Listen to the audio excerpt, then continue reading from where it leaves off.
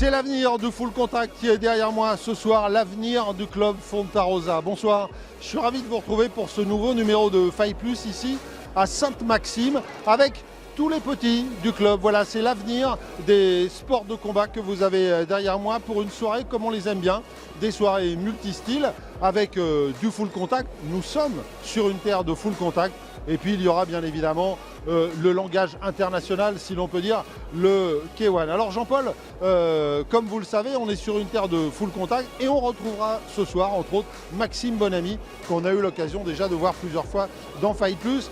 Maxime Bonamy, encouragé par tous ces petits, entre autres, car c'est le club qui va être derrière eux. Et puis, comme d'habitude, il y aura une partie K1. Alors là aussi, important, avec la rentrée de Karim Jabri, ça faisait un petit moment qu'on ne l'avait pas vu. On attend son retour avec impatience.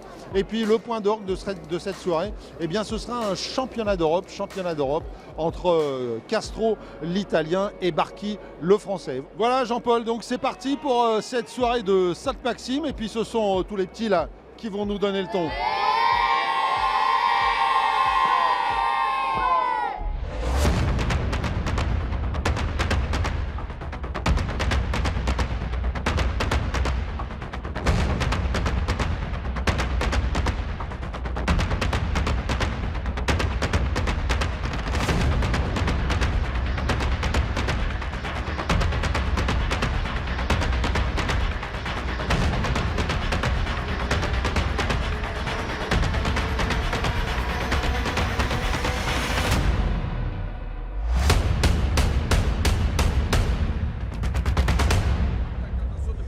Philippe vous a parlé de l'événement principal, mais ne vous a pas tout dévoilé. Voilà qui est chose faite avec ce beau sommaire qui nous met en appétit. Et on commence effectivement avec Maxime Bonamy qui est à droite et qui rencontre Luc Géniès. Nous sommes dans un duel de full contact, puisqu'effectivement, Philippe, nous sommes en terre de full contact dans le sud de la France, à Sainte-Maxime.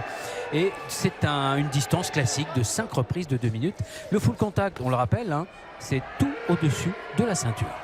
Sauf, Jean-Paul, les balayages. Les petits balayages de cheville. Oui, les déséquilibres. Oui. Mais attention, il faut que ce soit bien ciblé sur la cheville, comme là, ce qu'on vient de voir, et surtout pas au niveau du tibia. Oui, et puis si vous regardez bien dans le coin neutre, vous verrez un monsieur avec un petit panneau avec 6 dessus. Le compteur de points. Le compteur de points et le compteur de coups de pied en fait, voilà, le compteur d'action de jambes.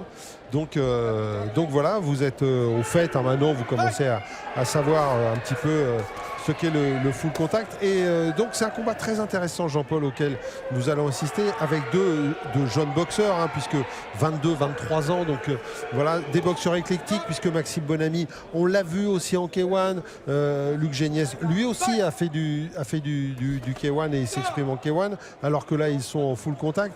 Maxime Bonamy, on l'avait vu à Agde en full contact, très brillant. Donc voilà, ce sont vraiment deux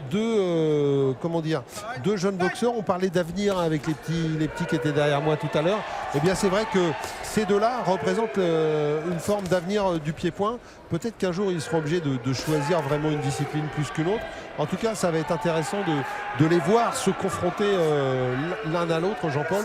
Il y a comment on pourrait dire, dans cette catégorie, hein, il y a une forme peut-être de suprématie à affirmer un petit peu chez les jeunes boxeurs. Il y a des places à prendre. Alors c'est assez paradoxal parce que d'un côté, c'est un style, une école, un courant qui est en train de s'apaiser quand même, puisque c'est vrai que la plupart des combattants qui ont des rêves internationaux vont plus facilement vers le K1, le kick ou la boxe taille, puisque le full contact a très peu maintenant de modélisation mondiale. Hein. Il y a guère qu'en Europe qu'on pratique encore un peu, en Amérique du Sud et en Amérique du Nord, et encore en Amérique du Nord, c'est un autre débat, car le MMA a phagocyté pratiquement tous les sports pieds-points, tous les sports de combat d'ailleurs. Ouais. Voilà.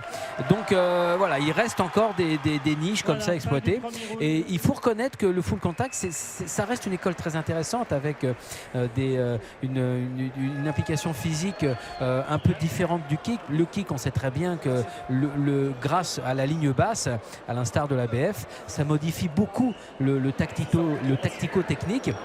en full, il faut absolument avoir une très bonne souplesse de hanche, car de toute façon, le but recherché, c'est le high kick et au plus bas, le middle kick. Donc il faut travailler, c'est la souplesse. C'est pour ça que les premières stars américaines comme Bill Wallace étaient des gens remarquablement souples et qui nous ont à l'époque emmenés sur la voie des high kicks, que ce soit les revers, les high kicks directs.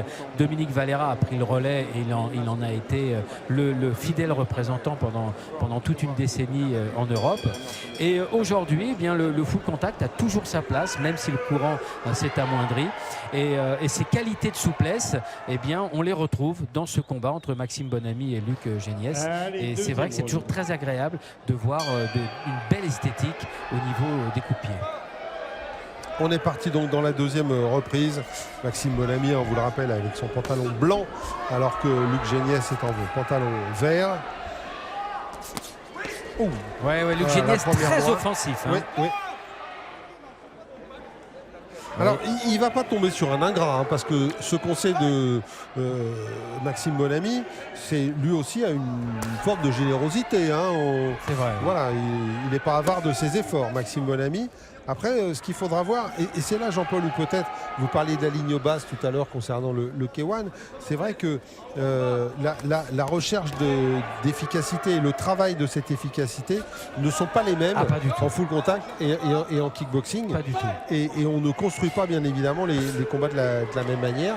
C'est pour ça que je faisais allusion à cette idée que peut-être un jour, ces deux-là seraient peut-être obligés de basculer, de choisir autre chose pour pouvoir s'exprimer. C'est ça, sur la scène mondiale, c'est devenu indispensable de toute façon de combattre avec le kick. Maintenant, que cette forme survive, c'est très intéressant. Alors là, elle est très bonne pour la formation, comme la BF. Exactement, ce sont des déplacements différents. Puis surtout, comme on le citait au préalable, ça nécessite de lever la jambe. Et d'autant plus que comme il a les compteurs de pied, si vous ne le faites pas, vous êtes pénalisé. Donc c'est plutôt académique, c'est un peu scolaire, mais c'est très utile. Alors, une fois n'est pas coutume, Maxime Bonamy est obligé d'enclencher un peu la marche arrière quand Exactement. même, face à Luc Géniès. La droite. Alors bon. Il a été touché. Il a bien pris celle-là, Jean-Paul. Maxime Bonamy. Mais touché, mais pas compté. Donc, non, mais touché. Voilà, Monsieur Laruffa a considéré qu'effectivement, il avait été touché, piqué, mais pas. Pas notre homme. Pierre tourné et fin de la deuxième reprise. Et Jean-Paul, c'est vrai qu'on ne connaissait pas Luc Géniès, on le découvre. Et c'est une drôle de découverte, parce que Maxime Bonamy, lui, on le connaissait. Et on connaissait sa vitesse, sa dureté. Et là, pour l'instant, Luc Géniès... On voit ces bons placements là, au niveau du choix des angles chez Luc, avec le travail crochet au foie, le middle qui suit. Ici, c'est le gauche de Maxime qui a touché, mais qui n'a pas été assez percutant.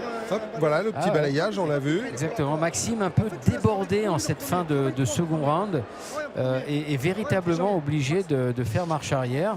Cela dit, dans son métier, on le fait souvent. Oui, je vois ce que vous voulez dire. Voilà, il est moniteur d'auto-école, donc c'est normal. Mais ce ne serait pas étonnant que dans son coin, on lui dise que là, il faut absolument repartir vers l'avant, car il est en train de perdre des points. Et puis surtout de trouver la faille, parce que pour l'instant, en reculant, il n'a pas trouvé de faille dans la boxe dans le style de Luc Géniès. Exactement. Très joli les high kicks là de Luc. Grosse disponibilité articulaire et ligamentaire, bien sûr. Et cette petite combinaison aussi avec le percut direct et puis derrière l'esquive. Et Monsieur Laruffa qui dit bien, il faut plus bas chercher le petit mouvement de balayage, de déséquilibre.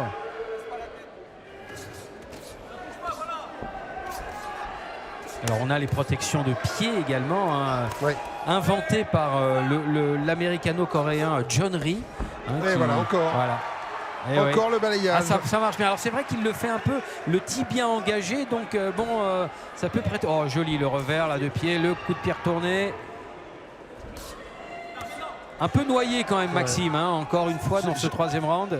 Jean-Paul, je me fais une réflexion depuis tout à l'heure. Je suis un peu frappé par le regard de Luc Geniès. On a l'impression qu'il a les yeux grands ouverts, fixés sur son adversaire, qu'il ne rate rien et qu'il est en lecture tout le temps du combat et surtout du style de Maxime Bonamy. Ouais, et puis alors vous voyez cette feinte là avec la droite, il est reparti sur la gauche. Il est très en contrôle, Luc Geniès, dans ce troisième round. Il faut dire qu'il a quand même il s'est bien imposé dans les deux premiers, puis là il se sent bien. Alors maintenant, il ne faut jamais pécher par excès de confiance, car en face, ça reste Maxime Bonamy, un homme expérimenté. Et pour l'instant, c'est plutôt bien parti pour Luc. L'uppercut encore, le travail au corps, l'uppercut. Ça travaille bien du côté de Luc Geniès. Il cherche encore le balayage. Il a des... il a touché celui-là. De coups de pied retournés. Un bon middle là pour Maxime. Et la fin du troisième. Jean-Paul, un bon middle pour Maxime, mais regardez, vous voyez son petit geste de dépit à Maxime, on a l'impression qu'il n'y arrive pas, il est jamais à sa bonne distance, il est jamais bien placé, bien comme il faut. Et quand il veut se lancer, il est pris par l'activité de Luc Geniès. C'est exactement ça. Il y a un énorme rythme bien organisé en plus. Ce ne sont pas des coups lancés au hasard. C'est vraiment bien fait. Peu de déchets chez Luc Geniès. Et de cette façon-là, il n'y a pas tellement d'espace d'expression pour Maxime Bonamy. Et on le voit sur ces images, il est un peu noyé.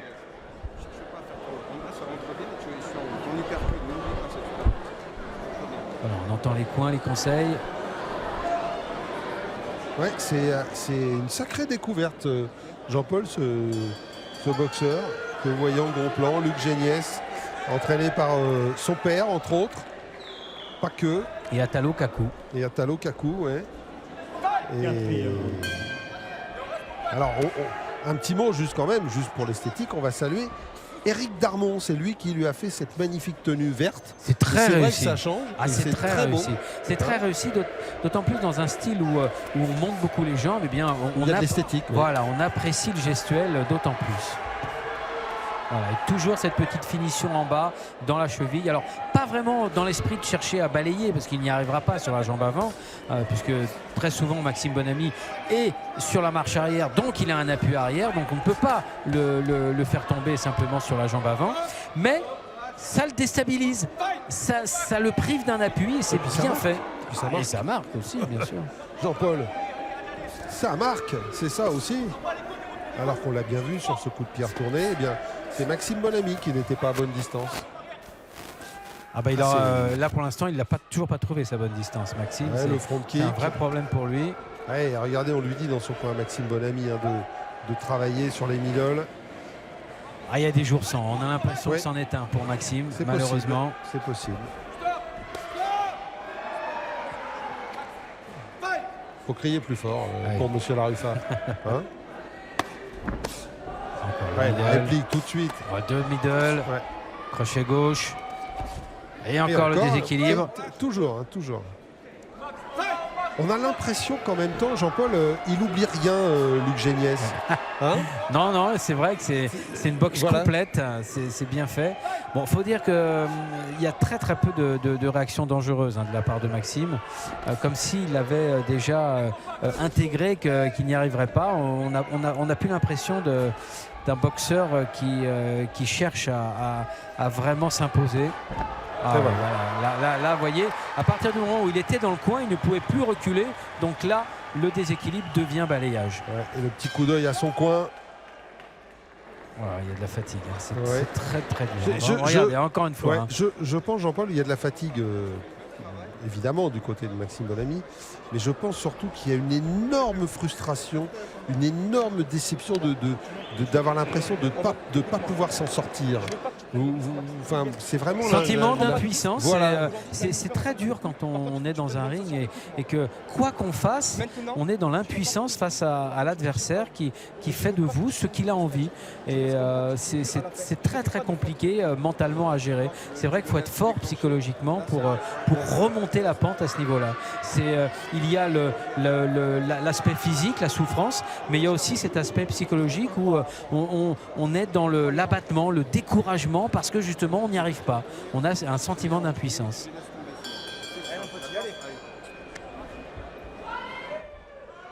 Ouais, et beaucoup de sérénité et de calme, hein, forcément, dans le coin de oui, Luc Géniès. on le serait à moins. Hein. Voilà, il n'y a pas de problème.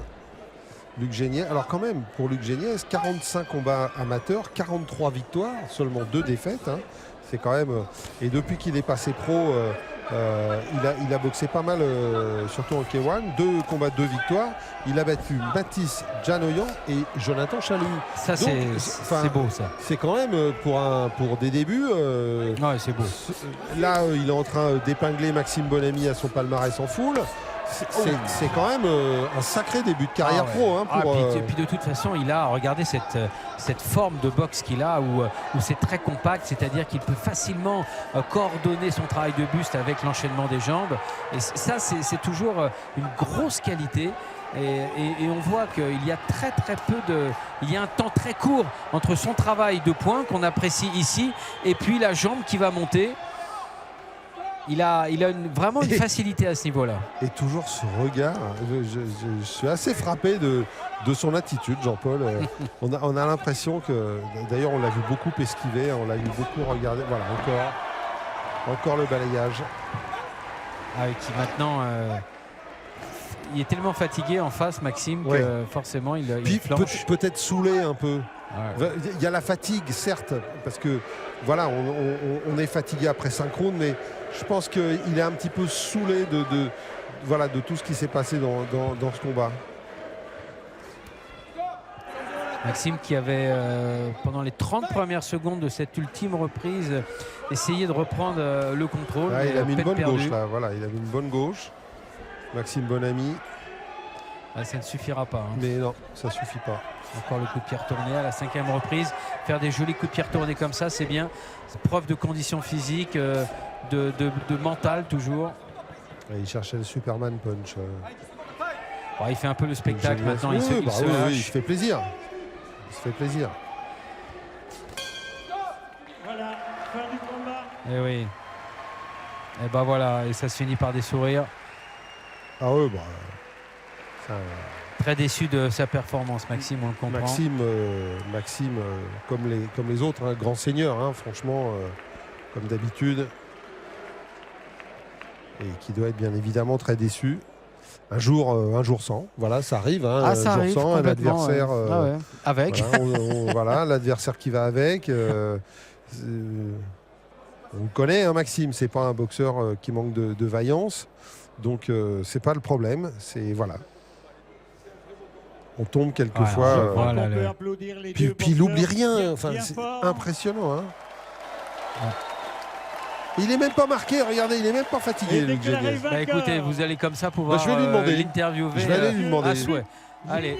Voilà, la victoire, elle est évidemment octroyée à Luc Géniès sans problème. Et Luc, on va le retrouver au micro de Philippe et il va nous faire un petit feedback sur ce très joli combat. On a été surpris, Luc, de vous voir tout au long du combat. On a eu l'impression que vous avez trouvé la clé rapidement sur ce combat. Et surtout, vous avez toujours été lucide. Oui, on travaille ça à la salle, hein, c'est le but. Je ne savais pas, j'avais pas de vidéo de Maxime Bonamy, je ne savais pas comment il boxait. Donc il a fallu s'adapter directement dès le premier round. J'ai trouvé la clé et ça l'a fait, on s'est entraîné pour. En même temps, Maxime Bonamy, c'est quand même un client, c'est quelqu'un qui est quand même connu dans le milieu. Vous l'aviez jamais vu boxer? Non, je l'avais jamais vu boxer, il n'y a pas de vidéo de lui sur internet, rien du tout. Sur moi, il y en a une qui tourne de août face à Mathis Janoyan. Voilà, c'était notre deuxième combat pro à tous les deux et j'espère qu'on a régalé le public. Hein. Alors, il y a une chose qui nous a surpris, c'est votre regard. Vous avez eu les yeux vraiment grands ouverts pendant tout le combat et on avait l'impression que vous lisiez, que vous voyiez un petit peu ce qu'il allait faire. C'est vrai? Vous l'avez ressenti ça? Oui, j'ai ressenti. Je travaille beaucoup sur l'anticipation à la salle et ça a payé ce soir. Et puis alors l'autre chose du combat, c'est le rythme.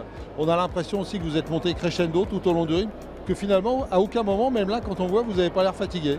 Je fais ça depuis que j'ai l'âge de 5 ans, donc forcément, je veux viser le titre mondial, donc il faut la préparation qui va avec. Hein. On espère toujours viser plus haut. Ou alors tout est intérieur? Aussi, oui, c'est vrai. C'est vrai. Bon, en tout cas, bravo, c'est une belle victoire. Et puis, la dernière question, vous les entendiez, tous ceux qui étaient là-bas, qui vous encourageaient? Ah, bien sûr, à chaque fois ils viennent en nombre et je les remercie beaucoup d'ailleurs. C'est vraiment encourageant, ça fait super plaisir. Merci à tous les supporters. Merci, bravo. Merci beaucoup.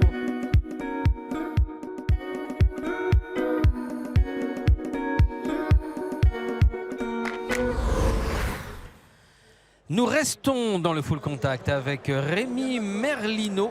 Il est à gauche en bleu et Mounir Mounzoun à droite. Il boxera pour le coin rouge et il représente le full contact Il est à Montpellier. gauche en bleu, Jean-Paul, mais ce n'est pas un schtroumpf.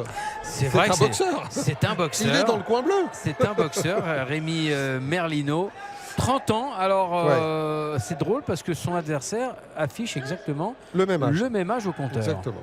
Voilà, donc, Juste un petit aparté, il faudra le revoir, ce petit Luc Géniès, hein, Jean-Paul. Ah, complètement. Il est bien. Hein. Ah, puis il parle bien en plus. Très bien. Vraiment, C'est important. il nous a impressionné. Vraiment, un boxeur à suivre. Et donc, ce combat, alors là, on est entre combattants d'expérience, on va dire. En tout cas, il y a un peu plus d'expérience. Avec donc Mounir Mounzoun de Montpellier face à Rémi Merlino. Combat donc full contact, cette fois-ci en 3x2, Jean-Paul. Exactement, format beaucoup plus court, hein, 2 Super minutes fight. Super fight. et 3 reprises. Donc ça veut dire que les deux hommes peuvent aller puiser dans leurs ressources très vite pour donner le meilleur d'eux-mêmes et espérer prendre la suprématie. Et déjà une touche là pour Mounir Mounzoun. Alors la mauvaise idée, c'est que les deux hommes sont habillés en noir, donc au niveau des coups de pied, ça se détache un petit peu moins. Ils sont en noir et avec des gants noirs, les deux. Voilà, donc Bon, il y a un magnifique arbre tatoué dans le dos de Merlino, ça on ne peut pas le louper. Hein. Exactement. Lui, on ne peut pas le louper. Et monsieur Bruno Marmot est également en noir, c'est normal, c'est l'arbitre. Ce n'est pas Bruno Marmot. Tony Serrano. Eh oui, c'est Tony Serrano, évidemment. Et déjà compté, Rémi Merlino. Déjà touché, déjà compté. Ouais, il avait eu une première alerte il y a quelques secondes et là, monsieur Serrano a considéré qu'il fallait compter. Donc c'est pas une bonne nouvelle pour Surtout en Rémi. 3x2, hein, Jean-Paul. En 3x2, ouais, et dès le début comme ça. Et puis surtout, ça va permettre, et on le voit bien dans son style, à Mounir Mounzoun d'être sur le contre, d'attendre de voir Rémi Merlino déclencher pour le contrer. Et visiblement, ça a l'air d'être, entre guillemets, sa zone de confort. Il a l'air d'aimer ça, on le voit bien. Il est dans l'esquive, il est dans l'évitement, les déplacements. Et donc, ça va compliquer la tâche pour Rémi Merlino. Hein. Et Rémi qui est plutôt linéaire dans sa boxe. Oui. Il déplace sur des trajectoires très droites, alors que du côté de Mounir Mounzoun, c'est plus sinueux, voire sinusoïde. Exactement. Exactement. Et en aparté, Philippe, comme d'habitude, à chaque étape du Fight Tour, la salle est plus que pleine, puisqu'on voit beaucoup de gens qui restent debout. C'était plein, oui, c'était plein. C'était plein, Sainte-Maxime. Encore une belle ambiance avec des... Ce qui est sympa aussi, c'est les supporters qui suivent leurs boxeurs, pas seulement les gens du club, ceux qui viennent, qui accompagnent on la voit, la belle leur droite boxeur. là. Ah, là, elle a été une droite d'école, vraiment, puis... en contre parfaite. Ouais, puis regardez, hop, d'un seul coup, les jambes deviennent cotonneuses du côté de Rémi Merlino. Et c'est pas pour rien que M. Serrano il a donc compté.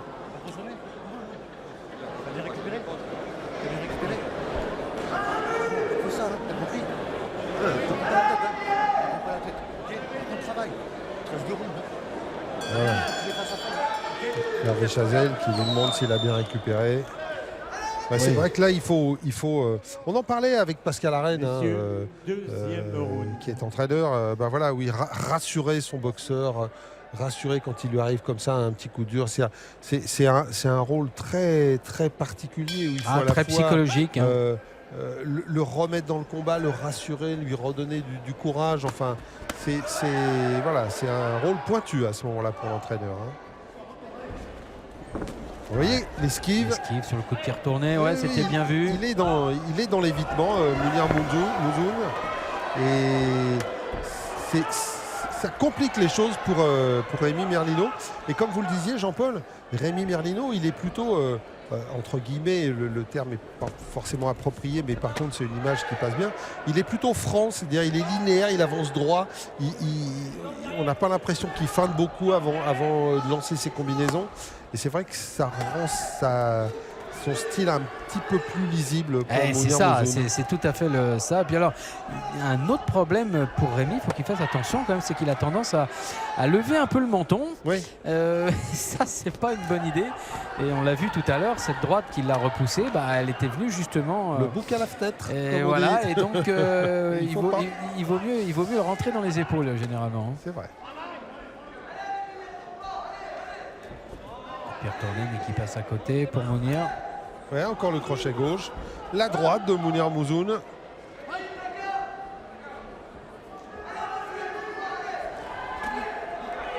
Il est en retard, Rémi. Faut pas qu'il hésite à mettre la pression.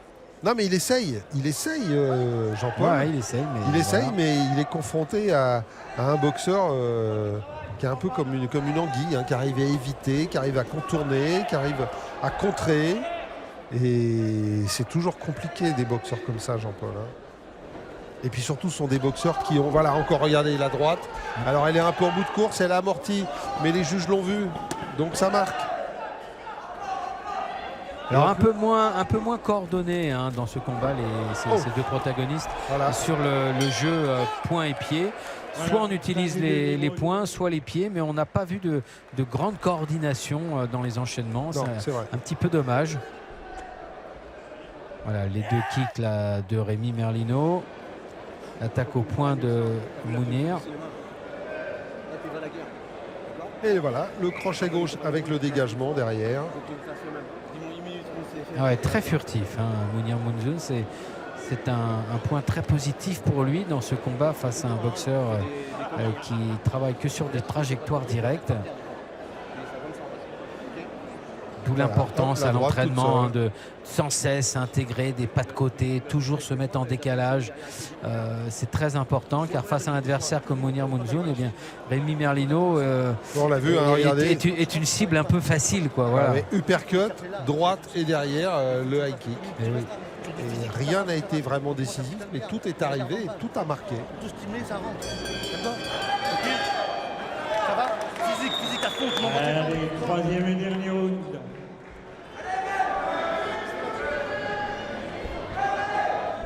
Oui, la salle était pleine, Jean-Paul. Il y avait un beau parterre, la tribune était remplie. Comme partout en France. C'était sympa, vraiment toujours très sympa. très populaire le Fight Tour et toutes les disciplines qui y sont représentées.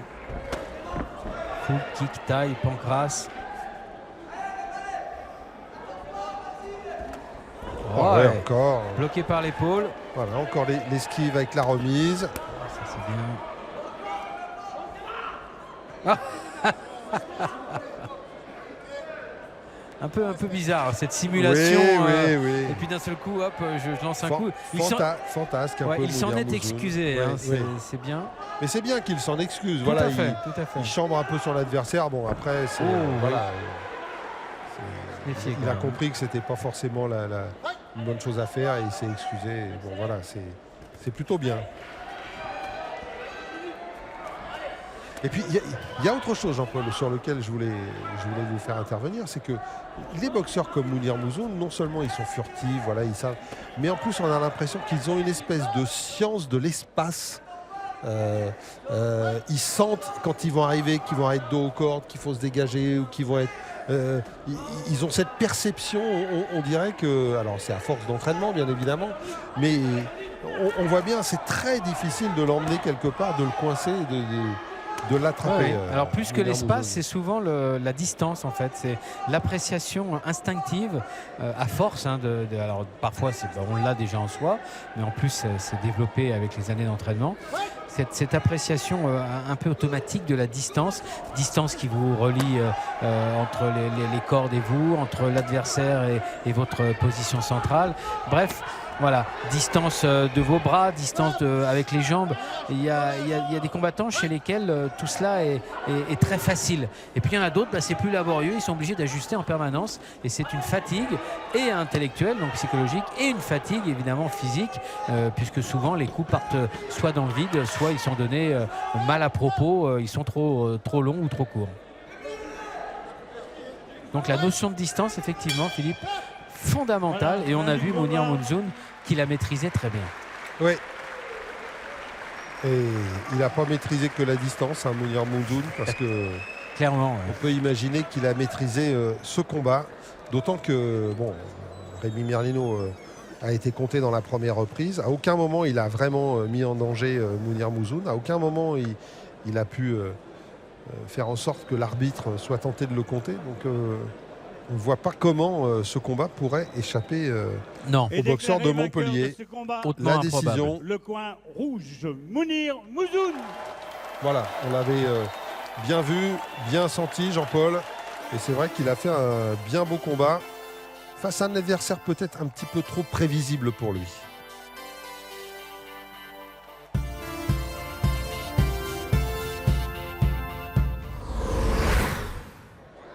En tout cas, Jean-Paul, ce qui est sympa, c'est que Mounir Mounzoun, il a l'air de s'éclater sur le ring.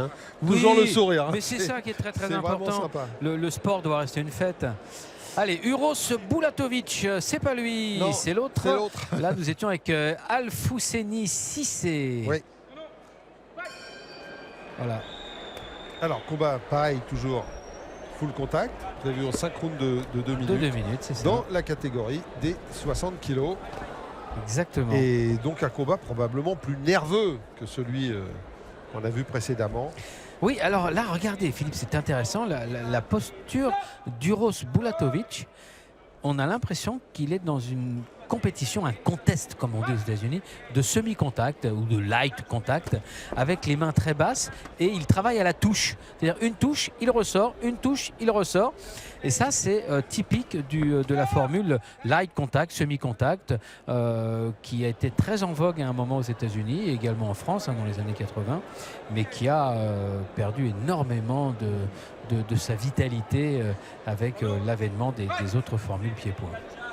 En même temps, ça se comprend, Jean-Paul. On est passé dans une ère où voilà, ce que les gens aiment, ce que les gens apprécient, et ce qui est vraiment marquant, c'est le combat. Voilà, le combat. C'est le puis, combat en général. Et puis surtout, ce sont des formules où il n'y a pas de low kick. Et une fois encore, au risque de me répéter, mais sans low kick, sans coup de pied dans les jambes, on ne peut pas faire de véritables championnats du monde, puisque on occulterait toute la partie asiatique. Et franchement, que seraient les sports de combat, les arts martiaux, si on enlevait tous les pratiquants asiatiques, hein. Voilà. Il faut être clair, en full contact ou en semi-contact, on peut être que champion d'une partie du monde, mais sûrement pas de la planète. Ouais, il était bien ce coup de pied retourné de Bulatovic. Ouais, mais il est tout à fait dans cette formule. Vous voyez la position de 3/4, un peu sur le côté, donc pour laisser très peu de surface de frappe à son adversaire. Mais c'est très limitant, parce que quand on est un peu de côté, on ne peut pas se servir notamment de la main arrière, hein. Elle vient de très loin, donc on ne peut pas vraiment enchaîner. Mais il a une boxe très nerveuse, très rapide, et pour cela, il faut que Cissé se méfie quand même. Alors, qu'est-ce qui lui arrive à Cissé? On l'a vu montrer la jambe. Oui. Est-ce qu'il a eu un problème?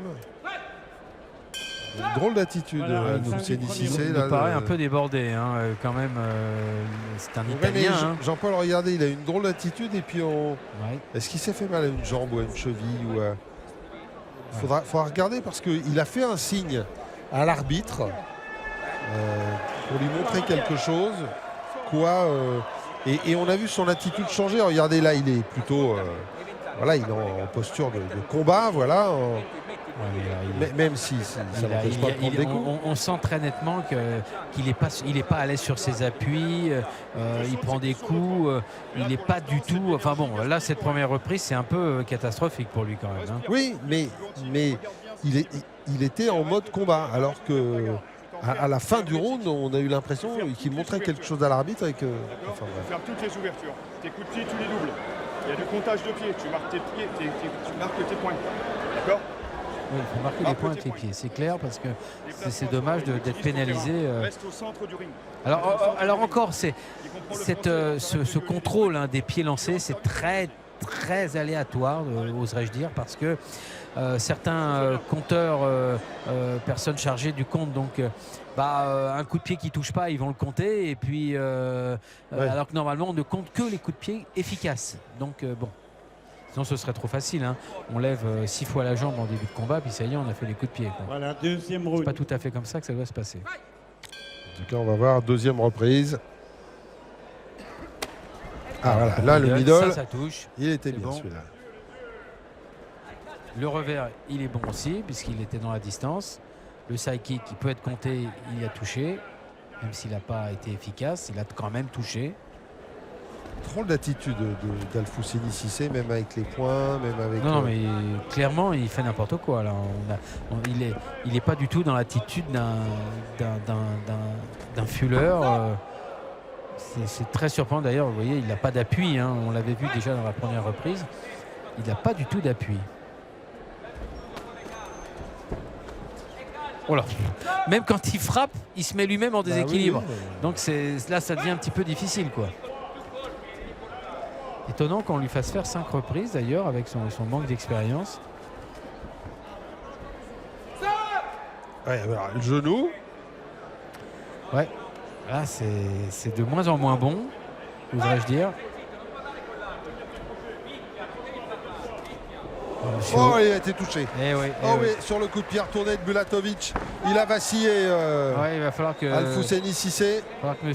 Augustin Kampala soit très vigilant, et il l'est, car effectivement le manque d'expérience d'Alfousseni Cissé n'augure rien de très bon. Ouais.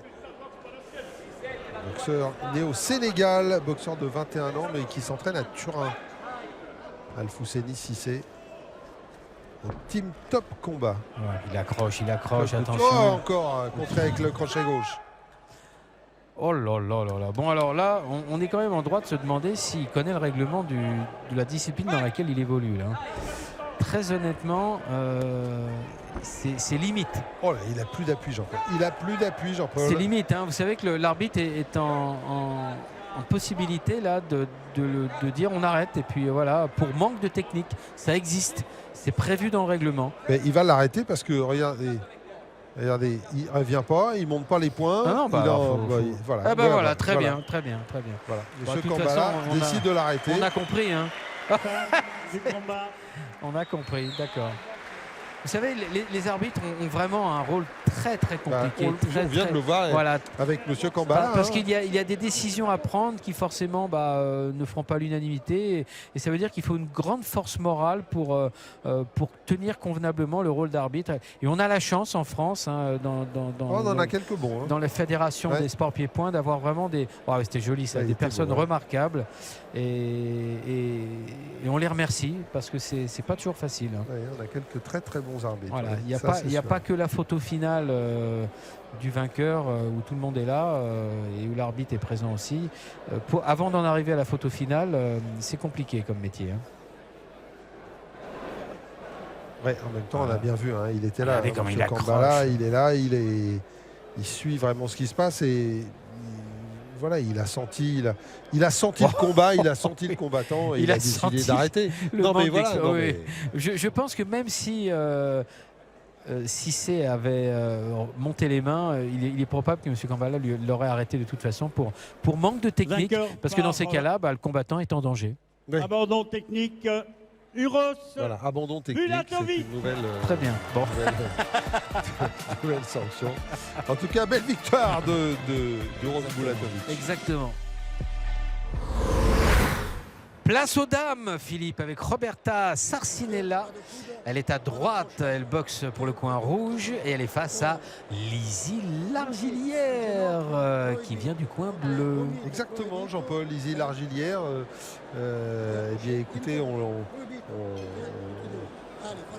on la suit un petit peu là, oui. début d'année Oui. et on l'a vu faire d'assez belles choses. Elle avait donné une très très belle réplique, rappelez-vous, à Amel Déby, hein, qui l'avait emporté. Et elle n'était pas du tout satisfaite de ce qu'elle avait fait Amel, mais c'était un belle beau opposition. combat. Ah oui, Exactement, on l'a revu depuis. Lizzie Largillière qui est vraiment, alors pour le coup, elle est très éclectique, hein, qui fait de tout, de l'ABF, de l'anglaise, du kick, enfin voilà, et qui est vraiment une bonne combattante. C'est une guerrière, c'est une guerrière, Lizzie. Ouais. Et on le voit dans son attitude, cette détermination, cette intention qu'elle met dans ses techniques, dans ses combats. Elle a tout d'une très grande, et ça c'est formidable. Et face à elle, très intéressante, hein, Roberta Sarcinella, c'est pas une Italienne qu'on est allé chercher comme ça. Attention, hein, oui. Elle est expérimentée. Bien sûr. Voilà, donc et on a deux jolies combattantes. En plus, il y a de la grâce. Hein, regardez comment elles se déplacent, leur technique. Il y a de l'élégance dans tout ça. Ça plaît beaucoup. Ouais. Avec une Sarcinella qui est peut-être plus. Qui est plutôt moins éclectique, hein, qui est plutôt Muay Thai, et on le voit, hein, elle a des gestes un peu de tentative de saisie, la main qui descend, enfin, elle retrouve ses réflexes. C'est compliqué, on le rappelle, hein, pour les combattants comme ça, il faut toujours un petit temps d'adaptation. Lizzie a moins de problèmes visiblement, elle a tellement pratiqué tous les styles, hein, puis elle a tellement de titres. Et puis elle a la longe là, Philippe, en plus. Elle a la longe, voilà. Et alors, Jean-Paul, Lizzie Largillière présente une particularité. Alors comme tous les combattants, comme toutes les combattantes, elle s'entraîne bien évidemment, elle s'entraîne durement tous les jours, enfin voilà. Mais surtout, alors que là voilà, le bon middle, il est arrivé. Et regardez, elle est coupée en deux, Sarcinella. Carrément. Ah ouais. Ça en dit long sur la frappe avec le tibia de Lizzie. Et puis Jean-Paul surtout, alors va falloir surveiller parce que il reste 1 minute 10 et quand on a pris un bon coup comme ça et qu'on a le souffle coupé. Et en plus l'arbitre va sévir. Et oui, Tony Serrano pour les saisies répétées. Ouais. Voilà, ça vous l'aviez noté tout à l'heure. Alors nous sommes donc, hein, vous l'avez bien compris, on est de retour dans le kickboxing, hein, qui est quand même kickboxing et K1 qui sont les deux écoles majoritaires du Fight Tour. Et donc nous sommes dans une formule de 3 reprises de 3 minutes. Et vous avez raison, quand on est touché et qu'il reste encore 1 minute, c'est long. C'est long, c'est très mal. Ouais. Et on revoit les frappes. Vous voyez, hop, la main qui descend pour aller essayer d'attraper. Et voilà. M. Serrano qui l'a prévenu plusieurs fois, hein, déjà. Donc à un moment donné, il est obligé de sévir. Oui. Voilà, le bon gauche. Là, il y a eu un bon gauche de l'italienne. C'est bien de ne pas sévir tout de suite, de toute façon. Voilà, il y a toujours un temps. Voilà, il y a toujours un temps. Il faut se retrouver. Et regardez, on parlait du regard tout à l'heure de Luc Geniès. Regardez, Lizzie Largillière, c'est pareil, hein, elle est en recherche, elle suit son adversaire. Et alors, donc, je vous le disais, Lizzie Largillière du club de Muret, elle se prépare, hein, comme tous les combattants, mais alors elle se prépare d'une façon un petit peu plus spécifique, puisque elle fait une préparation physique à ITEPS. C'est un centre de préparation physique, hein, qui est à Muret, et en fait, elle fait des préparations en chambre d'hypoxie. Oui. C'est-à-dire, c'est comme si elle faisait des stages en altitude, et derrière, elle fait de la récupération en cryothérapie, ce qui veut dire que elle, vraiment, elle optimise, et c'est suffisamment rare pour le signaler, elle optimise sa pratique et son entraînement. Et c'est vrai qu'on avait vu en son temps, par exemple, le cycliste Christophe Basson utiliser comme ça les chambres hypoxie. Eh bien, Lizzie Largillière l'utilise pour la boxe en allant donc à ITEPS à Muret. Et en soulignant que tout ça, c'est évidemment extrêmement contrôlé. On ne s'amuse pas à faire des chambres d'hypoxie comme ça. Parce que l'hypoxie, c'est quand même un phénomène à la base que les pilotes connaissent bien, hein, et qui peut aboutir à une mise en danger. Hein, donc attention. Ça correspond à une préparation d'altitude. C'est ça, à 3000 mètres environ. Et voilà. Et pendant ce temps-là, Roberta Sarcinella comptait une deuxième fois. Attention, au 3e compte, ce sera terminé. Hein. Ouais, ça fait oh là là là là, on la sent un petit peu en déroute là, hein, quand elle prend des coups, qu'elle part sur le côté. Un peu, Jean-Paul. Et puis surtout, elle est en mode survie là. Hein. Elle n'a pas de réponse. Elle n'a pas de réponse à cette boxe très riche de Lizzie Largillière, qui finalement exploite tous les défauts là qu'elle a pu lire dans la carapace de son adversaire. Et là, elle est en train d'ouvrir porte après porte, et ça marche. Elle frappe, elle va où elle veut, Lizzie. Et elle prend son temps. Il reste encore quand même la moitié du combat, exactement, là, à parcourir. Exactement. Regardez, Ah, elle essaie de l'amener en confiance là pour travailler en contre. Ouais, encore la C'est droite. bien joué, c'est bien joué. Puis elle est dans un rythme finalement, Lizzie, où elle s'économise. Hein. Elle met 2-3 frappes, elle se remet à distance. Et comme l'Italienne, elle est complètement en mode survie pour l'instant, eh bien, elle n'a pas les moyens de répliquer. Ouais, c'est un peu dommage. On a l'impression que Roberta Sarcinella a été inhibée par la boxe de Lizzie. Et, Ouais, puis Jean-Paul, et elle fait plus rien là, ça y est. Et puis le premier compte du début. Hein, le compte, ça fait les mal, avertissements. Ça fait mal le middle. Hein. Voilà. Le middle, ça fait très mal. Et là encore, hein, vous disiez, bah voilà, elle vient de la boxe thaï. Oui, mais elle accepte de combattre un combat international en kickboxing. Voilà. Oh là là, ça y est. Ça y est, là, c'est fini. Ah, bah, c'est terminé. C'est terminé. C'est fini. Ouais, elle ne se défendait plus, l'Italienne. Et il a raison, monsieur Serrano. Exactement. Ça devenait un punching ball pour Lizzie Largillière, Roberta Sarcinella. Et donc, c'est vrai que ça ne servait à rien de continuer. Ah bah non, quand c'est comme ça, il faut vite arrêter. Mais on l'a vu descendre, elle a bien commencé le combat. Oui. La dernière minute du premier round, c'était un véritable calvaire. La deuxième reprise, elle a essayé au départ de reprendre du quant à soi, mais alors là, elle a été littéralement explosée, complètement démontée dans sa construction. Front kick, y a tout. Quoi. Et elle ne pouvait plus rien faire, d'où la décision de M. Serrano. Qui était proche. Hein. Il suivait ça de près, hein, Tony Serrano, pour être sûr. Oui, oui. Ouais, voilà, les derniers échanges entre les deux combattantes. Et nous allons aller au verdict, et évidemment. Et ben moi, je vais monter sur le ring. Exact, ça ne m'étonne pas de vous. Voilà, Lizzie Largillière, facile vainqueur de ce combat. On en aurait redemandé un petit peu plus quand même. On la suit avec Philippe. On a été un peu surpris avec Jean-Paul parce que finalement les combats de filles qui se terminent avant la limite, c'est assez rare.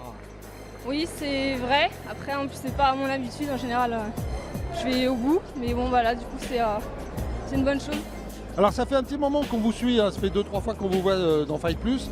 On a l'impression que c'est une bonne année pour vous cette année. Il y a eu le petit accroc avec Kamel Déby, mais depuis, ça va plutôt bien. Et puis là, ce soir encore, avec cette belle victoire. Ben, ouais, j'ai eu la chance cette année d'avoir pas mal de combats. Du coup, j'ai pu vraiment bien progresser. Et c'est des gros combats comme avec Kamel Déby justement qui me permettent de passer des caps et d'avancer, d'évoluer. Du coup, ça commence à venir, je suis contente. Et puis ce soir, on a vu très vite, vous avez trouvé la ligne basse. On l'a vu très. Alors, elle est plutôt nac-moins. On a eu l'impression qu'elle vient de la taille. Et on l'a vu très vite descendre la main. Vous lui avez fait mal très très vite. Hein. Mais apparemment. Vous l'aviez cherché? Non, mais j'essaie de prendre plus mon temps dans ma boxe. Du coup, effectivement, je mouline un peu moins. Du coup, je fais un peu plus mal sur mes coups. Donc voilà, c'est ce qu'on essaie de travailler en ce moment et ça marche. Donc, voilà. Et puis ce beau middle qui est passé aussi. Vous avez cru à ce moment-là que ça pouvait s'arrêter là? Ouais, on se pose pas la question. Voilà. On attend le compte et puis c'est tout. Ça, on attend. On reste concentré jusqu'au bout et voilà. Bon, il y a un prochain combat bientôt? En anglaise, en élite, le 5 mai à Toulouse. Et j'ai 2 combats en juin. J'en ai un en Savate Pro à Toulouse et un en Bretagne en K1. Donc voilà, j'ai des gestions, ça va. Avec un agenda de ministre. Hein. Tant mieux. On en profite tant que ça dure. Merci Lizzie, bravo. Merci à vous, bonne soirée. Retour chez les garçons avec toujours dans les règles du kickboxing. Alexandre Biz, il est à gauche et il est face à Kaabou. Nous sommes chez les 67 kilos, Philippe. Exactement. Voilà. Et pour rebondir sur ce que nous disait Lizzie, finalement on passe une bonne soirée grâce à elle entre autres. Ah oui. Ah bah oui. Elle est adorable. Vraiment, elle est adorable. Et puis on lui souhaite de réussir. Hein. Elle a un gros planning, hein, là, vous avez vu. C'est bien avec l'anglaise en plus. Anglaise, BF, K1, voilà. Alors Alexandre Biz en short noir, il est de dos face à Kaabou. Il a couru vers son adversaire. Exactement, vu, exactement. On est dans la catégorie des 67 kilos. Ça lui a pas porté chance, il a déjà pris un bon low kick. Ce sont des catégories assez nerveuse en général. Un combat prévu en 3 rounds de 2 minutes car nous sommes dans les classes A, c'est-à-dire les jeunes boxeurs professionnels. Qui vont devenir pro. Voilà, exactement. Une petite situation transitoire. Et donc, 2 boxeurs jeunes, là aussi. Oui, avec.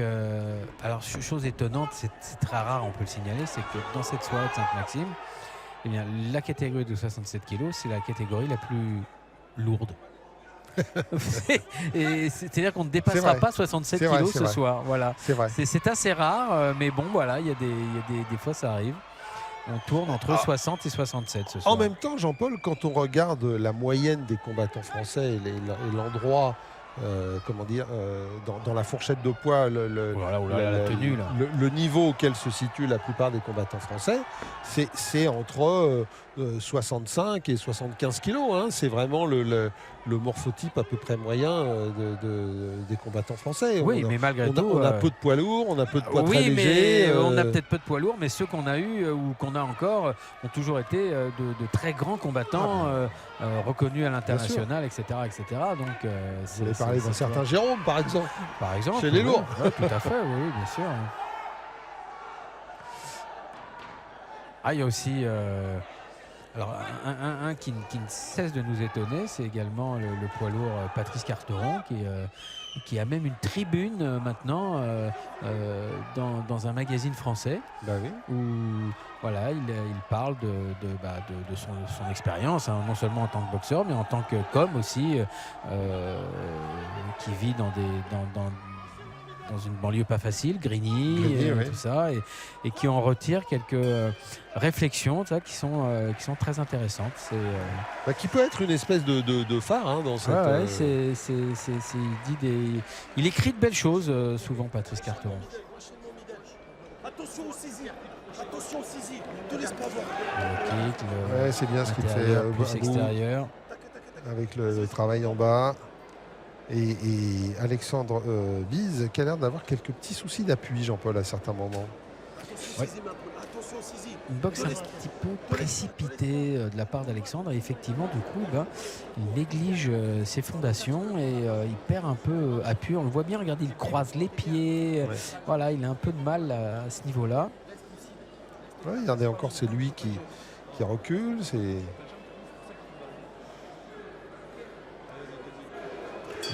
L'échange.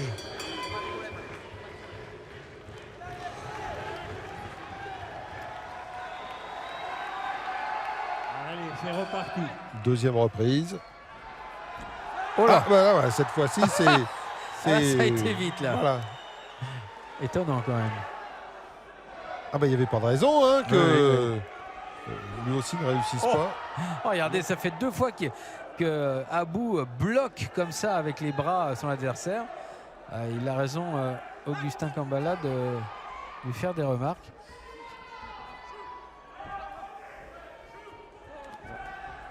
Oh là là, mais comme il le tient pendant qu'il le frappe, c'est n'importe quoi là. C'est n'importe quoi. Alors il faut quand même dire que les arbitres systématiquement, enfin tout le corps d'arbitrage se fend d'un briefing dans les vestiaires pré-combat. On réexplique toutes les règles et surtout ce qu'il ne faut pas faire. D'ailleurs, c'est le plus important. Mais a priori, on a l'impression qu'entre le vestiaire et le ring, il y en a qui oublient tout, quoi. Jean-Paul, je pense que certains combattants sur le ring sont un petit peu entre l'émotion, la concentration, le combat, perdent le fil d'un certain nombre de conseils et de remarques qu'on leur fait. Et regardez, le seul moyen, c'est c'est ça. Et c'est ce que fait M. Kambala. Il avertit Abou parce que justement, on l'a bien vu, saisi avec les petits coups sur la tête, c'est pas autorisé. Et on peut imaginer, Jean-Paul, regardez encore. Mais c'est quand même dingue. Il vient d'être averti et pénalisé et il continue. Mais est-ce que ça n'est pas... Alors, après, ni pour accabler ni les uns ni les autres, est-ce qu'à un moment, ce ne sont pas des réflexes qui sont pris soit à la salle, soit dans certains combats, soit... Est-ce que ce ne sont pas des... Et qui finalement c'est des choses dont on n'arrive Ah pas. bah Et ben ouais. voilà, le point négatif. Ah bah, c'était sûr qu'il allait tomber. Et des choses dont on n'arrive pas à se sortir, c'est possible aussi. Hein.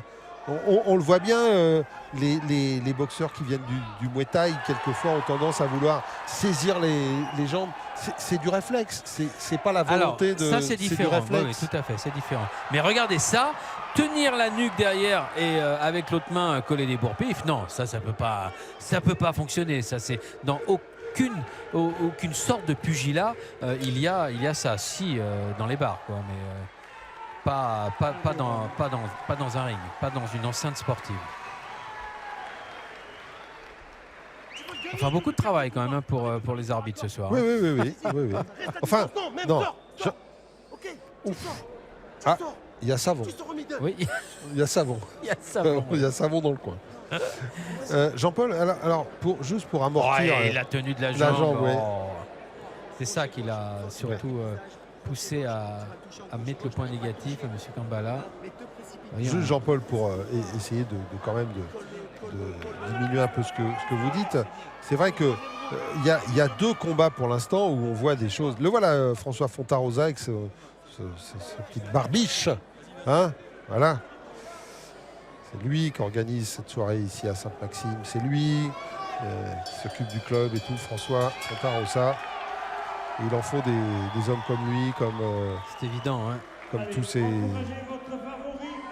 ces entraîneurs, tous ces patrons de club qu'organisent. Et il y en a quelques-uns, on pense à Badré Roy, bien, on pense à d'autres. Enfin, voilà. Il y a encore une saisie. Hein. Alors Jean-Paul, oui, ce que je voulais vous dire, c'est que on a vu un combat de foule tout à l'heure absolument hallucinant. Là, le combat de K1 et de kickboxing est aussi un petit peu hallucinant par la façon dont ça se déroule. Mais finalement, ça fait pour l'instant 2 combats sur les 6 qui sont un peu... voilà. Ce qui est embêtant, et là je suis d'accord avec vous, c'est que finalement on a tendance peut-être à certains moments à ne voir et à ne retenir que cela. Oh, mais quand c'est flagrant comme ça... Parce que, voilà, non, mais aussi Jean-Paul, parce que quelquefois, ça oblige les arbitres à beaucoup intervenir. Ça rend le combat haché, pas très agréable à suivre. Enfin, vous voyez, ça nous entraîne sur un terrain qui n'est pas celui qu'on aime bien quand on regarde des sports de combat. Je pense que c'est pour ça aussi que... Mais globalement, quand on regarde, après, on a vu quand même de belles choses. Après, il y a des combattants qui sont compliqués. Voilà.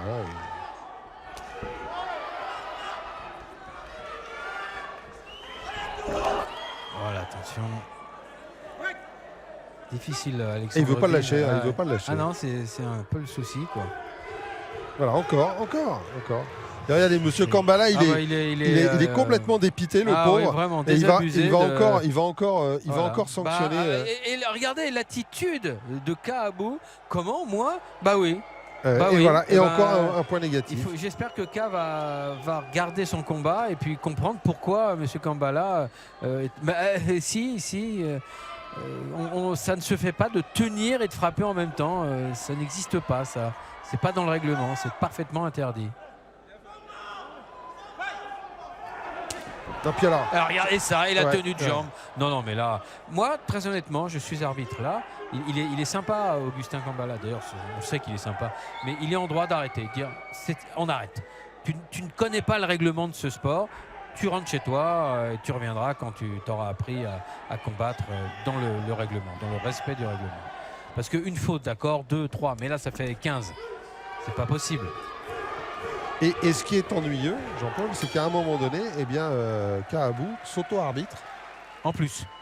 Et c'est là où ça devient aussi un peu surréaliste, quoi. Ouais. C'est compliqué quand c'est comme ça. C'est très compliqué. Parce que tout le monde y perd. Le sport, le public, Fin du combat. voilà, et les combattants eux-mêmes d'ailleurs. Oui, complètement. Personne oui, n'est bien sûr, content. bien sûr. Voilà le petit gauche là d'Alexandre. Et puis à nouveau la saisie, parfaitement interdite. Ensuite ce sera la saisie de jambe. Enfin on aura tout eu. Hein. Regardez, hop, la saisie de jambe, voilà. Celle-là, elle est belle. On a tout, on a la totale. Voilà. Comme ça, grâce aux caméras de VXS, on a tous les angles. On est là. le coin bleu, Alexandre Bis. Et du coup, c'est Alexandre Bis qui Normal. l'emporte. Jean-Paul. Oui, c'est logique. Normal, il y a rien à dire. C'est par défaut, on va dire. Voilà.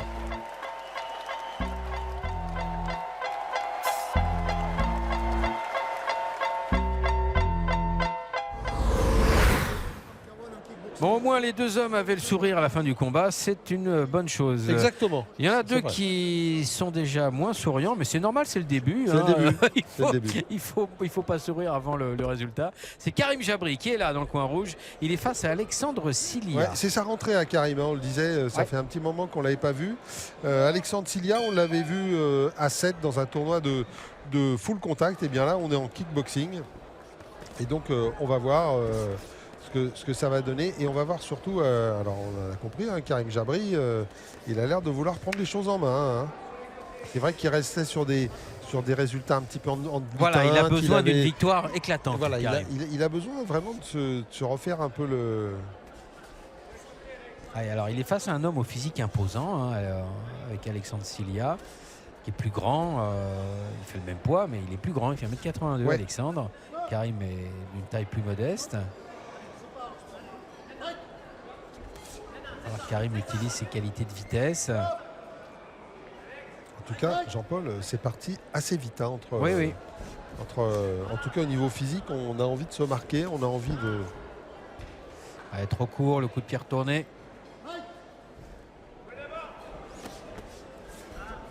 Alors on a une boxe un peu lourde, certainement puissante de la part d'Alexandre. Et il faut vraiment que Karim puisse faire la différence avec sa vivacité, sa précision. Ah, et puis le rythme, hein, Karim, on sait qu'il est capable, on l'a vu par le passé, on l'a vu capable de mettre beaucoup de rythme dans ses combats. Oui. Pas forcément rechercher toujours la grosse efficacité, mais toucher par le rythme, par les décalages, par le mouvement, faire reculer son adversaire. On sait que ça, il en est capable, Karim Jabri. Voilà, du côté d'Alexandre, c'est une boxe voilà, plus classique, hein, on va dire. Mais de l'expérience hein, du côté d'Alexandre Silia. Il faut dire que quand on vient d'une famille de boxeurs, hein, de plusieurs générations, voilà, ça devient un peu une forme d'atavisme. Et oui, M. Serrano qui dit écoutez-moi. Voilà, regardez, quand je dis M. stop, on arrête. Serrano qui dit à Alexandre Silia, attention à la tête. C'est vrai qu'il a tendance, Alexandre, c'est son style. Voilà, frapper, et donc il a tendance à se jeter un peu la tête en avant. Il va falloir faire attention. Ouais, ça c'est bien par contre. La droite et le percut, ouais. Heureusement que le menton de Karim était bien rentré.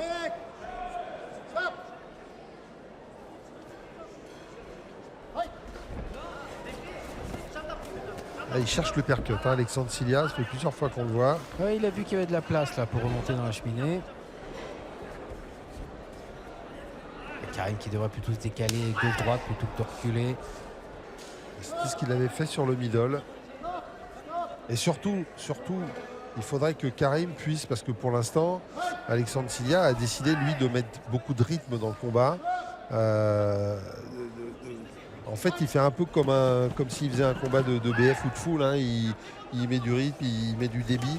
Et ça lui permet de se mettre un peu à l'abri. Et c'est vrai que Karim Jabri, il ne faut pas qu'il rentre dans ce rythme-là finalement. Il faut qu'il essaye, lui, de casser ce rythme pour mettre le sien. En tout cas, une première reprise plutôt équilibrée, hein, avec deux styles différents, Ouais. mais qui se sont bien exprimés des deux côtés. Voilà, on le voit ici sur ces images au ralenti. Bon travail en ligne basse, peut-être un peu plus de présence en bas pour Karim, qui a bien fini ses enchaînements par un low kick. Plus de présence en bas du côté de Karim, hein. Ça Ouais. c'est évident. Ouais. Sur les jambes et surtout d'abord en bas. Sois mobile. Pas sur les D'autant que, comment dire, T'as compris? Alexandre Silia est capable, on l'a vu, hein, il a fait Elle est pas mal cette reprise. Mais le travail sur les jambes, il est capable de le faire, on le sait. Hein, il a ce qu'il faut. Allez, l'appel de la seconde reprise, il n'y en aura que 3 au maximum. Ouais. Il faudrait aussi peut-être voilà, être moins dans le débit, moins dans le rythme, et pour que ce soit peut-être un petit peu moins brouillon par moment. C'est ça le problème du débit, hein, quand on cherche vraiment à mettre beaucoup de débit dans ses coups, dans sa boxe, à frapper beaucoup, à donner beaucoup de coups, à chercher beaucoup de combinaisons. C'est un peu le problème, on est un peu brouillon quelquefois. Ah oui, ça c'était bien, le coup de pied retourné. Attention, ne pas pousser. Oui, voilà, c'est ça. C'est exactement ça. Alexandre qui a tendance à baisser la tête et à pousser. Et voilà, tête en avant. Boxer tête en avant, c'est une faute.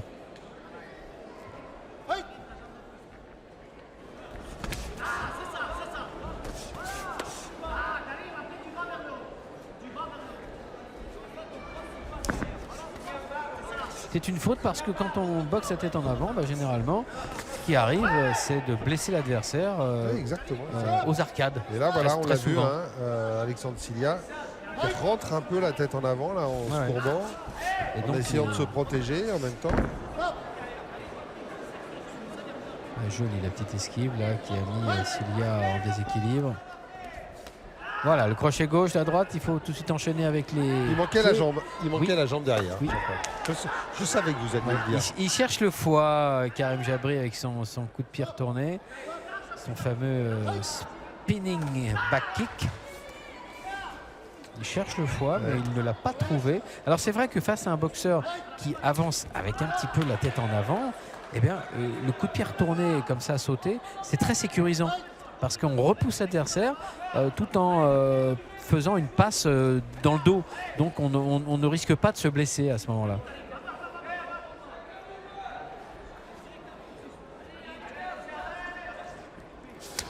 Et c'est bien, c'est bien. Ah, il l'utilise beaucoup, hein, vraiment. C'est son arme là, Karim. Et c'est pas étonnant parce qu'il se plaint encore une fois de cette tête toujours devant. Ils ont dû s'appeler avec Frank Giovanni Gross avant le combat. Voilà, c'est ça. Ah, c'est dur pour Karim d'être toujours sous ça. Ah ouais, mais c'est son style, Alexandre. C'est compliqué pour lui de se reprendre. Ah ouais, il rentre encore la tête en avant. C'est clair, c'est net. Voilà, en venant chercher le corps à corps, forcément, il se regroupe un peu sur lui-même et ça lui fait pencher la tête. Ouais, il se met en crunch et puis en plus, c'est quand même la tête qui part devant. Voilà, là encore. Oui, ça c'était mieux. Il va peut-être finir par y arriver quand même, à le toucher ce fois. Il reste 20 secondes dans le deuxième. Et comme en plus Alexandre Cilia, on l'a vu travailler beaucoup en uppercut, c'est vrai aussi qu'il va chercher Karim Jabri pour placer l'uppercut. Donc en bas pour Karim. Voilà, fin du deuxième round. Bon. Pas facile, hein. Pas facile à juger, hein, Jean-Paul. Non, c'est pas simple. Et on a l'impression que ce sont deux styles un peu qui s'annihilent. C'est ça, deux écoles très différentes, avec peut-être des gestes un petit peu plus aboutis du côté de Karim Jabri.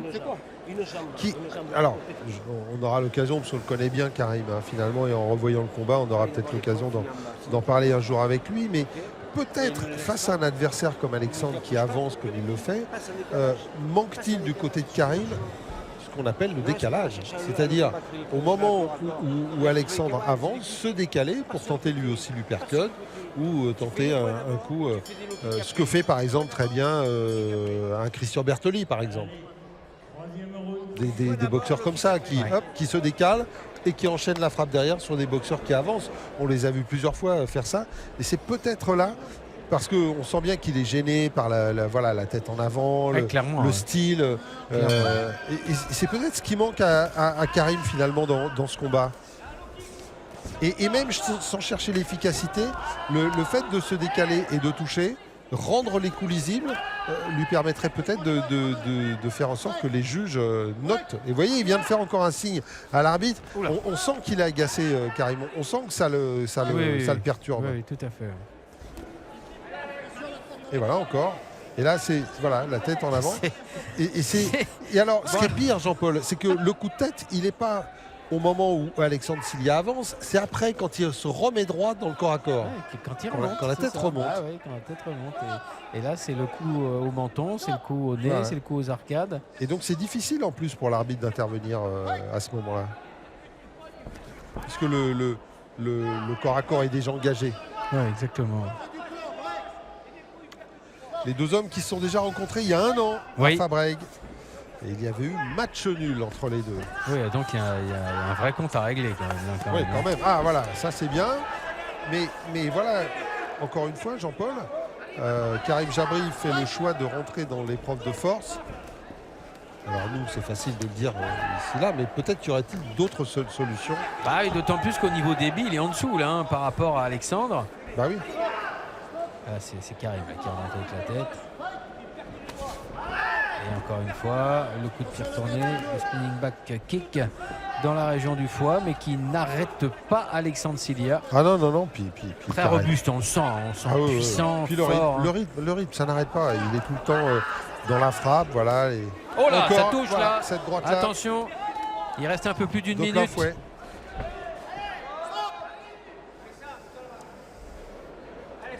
On a l'impression depuis 2 ans que Karim Jabri n'arrive pas à passer le palier.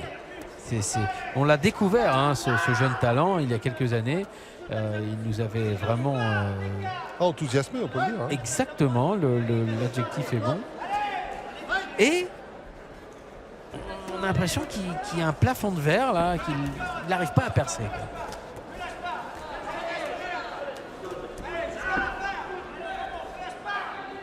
Pourtant, il a du monde avec lui à l'entraînement, hein, au Niglo Top Team. Bah Donc, oui, bien sûr, ouais, il a tout ce qu'il faut, les partenaires d'entraînement, les coachs, il a tout ce qu'il faut, mais peut-être doit-il trouver en lui-même la réponse à cette question, c'est-à-dire est-il suffisamment motivé?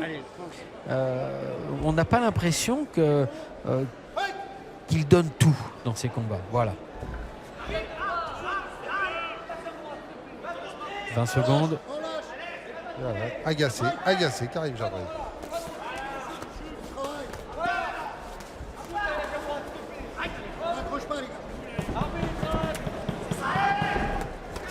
Alors, et encore une fois, mais ça ne suffit pas. Là, il y a eu un bon mouvement d'Alexandre Silia qui était dos au corps et qui est revenu. Et bien finalement, on restera sur le même schéma, hein, que ce soit dès les premières secondes du combat et les ultimes moments de confrontation. Il n'y aura pas eu beaucoup de changements. Ah, il n'est pas content de lui. Karim, non, il n'est pas content de lui, c'est normal. Moi, je crois que Karim aurait intérêt à faire une... Parce qu'on sent qu'il a tout un potentiel qui n'est pas exploité. Voilà, qui ne sort pas. Il nous en a montré beaucoup plus à ses débuts qu'il nous en montre aujourd'hui. Donc, il faut qu'il fasse... ça existe, hein, les analyses, hein, comme ça, Oui, bien sûr. sur ce qu'on a fait, ce qu'on fait et ce qu'on veut faire. Ouais. Ah, et là, il a pris quelques coups à la fin.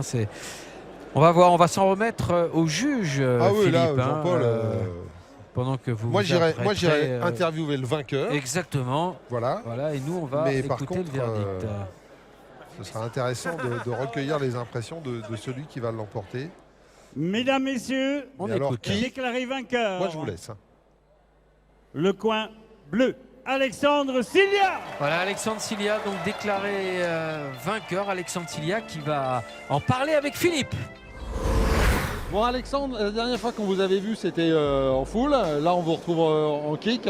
Vous êtes un peu comme tous les autres, quoi. Vous êtes un peu multicarte forcément. Exactement, mais pour boxer le plus souvent possible, on essaye de toucher à toutes les disciplines. Donc j'essaye de pratiquer la plupart de ces disciplines pour pouvoir boxer le maximum. Vous préférez quoi? Exactement, le K1. Juste là, il fallait juste les genoux. Et c'est pour ça que quand on se rentrait dedans, il manquait les genoux. C'est pour ça que vous n'avez pas décalé? Et on va dire ça. On va dire ça comme ça. Voilà, c'est une petite blague parce que j'ai eu votre entraîneur à côté dans les oreilles tout le long du combat qui vous a demandé de décaler. Au-delà de l'humour quand même, pour revenir sur le combat, ça a été un combat quand même difficile. On a vu en tout cas que physiquement ça a été difficile. C'était très dur, oui, c'était un très dur combat. On s'était déjà boxé une fois, on avait fait le match nul à Montpellier il y a 1 an de ça, presque jour pour jour. Et du coup, on s'était préparés tous les deux pour faire ce combat qu'on a donné. Et Et du coup, cette fois-ci, j'ai gagné. Alors, petite critique quand même, parce que tout n'est pas parfait. On a eu l'impression quand même, et au-delà de ce que vous a dit votre entraîneur, parce que là on a pu décrypter votre tactique, on était aux premières loges, malgré tout on a eu l'impression que vous ne l'avez pas assez cherché en bas pour essayer de le saper pour après travailler plus facilement. Je peux le dire à la télé, mais j'ai 2 pieds qui sont un peu abîmés. Vous avez les pieds carrés? C'est pas loin de ça, mais j'avais un souci juste avant ce combat et du coup je pouvais pas trop shooter. Parce que des fois quand il a un mi-distance et que je shootais avec le pied, j'ai un gros souci au pied gauche, du coup j'ai pas pu décaler, pas pu faire ça. Si je peux me permettre, Oui, allez-y, allez-y. ce combat pour nous, il va nous servir de préparation pour la finale du championnat de France qui se fait dans 2 semaines. C'est pour ça que je ne voulais pas qu'il prenne de risque. C'était quand même un risque, hein, Karim. C'est des drôles de risques. C'était un bon risque justement, il faut un combat difficile pour être prêt dans 2 semaines. Alors dans 2 semaines, donc c'est gros match alors, gros combat. Contre qui déjà? Mohamed Dari. Mohamed Dari, un Parisien, et je boxe à Paris, donc ça risque d'être un gros combat. Et cette fois-ci en 5x3. Mais en cabane. Bon, alors il faudra penser à décaler. Pas de souci, on va faire ça pendant 2 semaines. Merci. Vous avez vu, même quand on parle tous les deux, il faut qu'il s'en mêle. Il est là. Hein, c'est terrible. C'est ça. Merci Alexandre, bravo. Merci beaucoup, merci à tous. C'est le championnat de la soirée puisqu'il s'agit d'une ceinture européenne chez les moins de 60 en 5-2-3. Dans les règles du kickboxing avec Jonathan Barchi, il est à gauche dans le coin bleu. En face, dans le coin rouge, c'est Salvatore Castro qui vient de Milan, qui l'affronte pour cette ceinture, donc ISK Europe.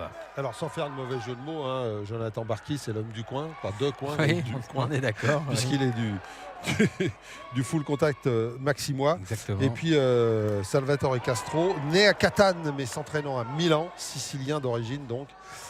Attention à cet Italien. On le dit souvent, hein, l'Italie, l'Espagne ont sorti de très très bons combattants, même si c'est un frappeur, c'était un hein. petit peu plus Ça se tard voit tout de suite, hein. que la France. Mais attention à cet Italien. Ah et oui. comme vous l'avez dit Jean-Paul, on le voit tout de suite sur ses premiers échanges. C'est un frappeur, la preuve. Oh, il a pris la droite pleine face, Jonathan Barchi. Et regardez Monsieur Laruffa, il n'est pas loin de le compter déjà dans la première reprise. Ouais, ça c'est un boxeur, il faut absolument que Jonathan Barchi le prenne en ligne, car vous avez vu quand Salvatore Castro attaque, il ouvre un peu les coudes, il est large, voilà, sur ses crochets, et donc il faut absolument que Jonathan le cadre de façon très linéaire. Et là, vous voyez, tout à l'heure on parlait de décalage, et bien là au contraire, une boxe en ligne serait tout à fait appropriée face à Castro. Va-t-il pouvoir le faire, Jonathan Barchi? Parce qu'il y a aussi un problème de vitesse. Hein. L'Italien est vif. Et il attend le coup dur, l'Italien, hein, ça se voit. Hein. Ah oui, tout à fait. Il attend la frappe. Il attend la frappe. Il a testé un peu Il donne son pas beaucoup de adversaire. coups. Et s'il n'en donne pas beaucoup, c'est pour vraiment donner le gros coup. Oh, oula, le coup de genou. Eh oui, le coup de genou en kickboxing, ça ne marche pas. Nous ne sommes pas voilà, il va en être K1. averti tout de suite. Ouais, alors, vous voyez, là encore, bon, ça aurait été une soirée un peu exemplaire à ce niveau-là, mais on est en championnat d'Europe. Mettre un coup de genou là Alors où qu'on fait c'est du kick. interdit, c'est quand même, voilà, ce sont des pros. Ce sont des pros. Exactement. Et ils ont été briefés encore une fois. Donc ah, puis alors maintenant la saisie de jambe. Alors là, ça va loin là.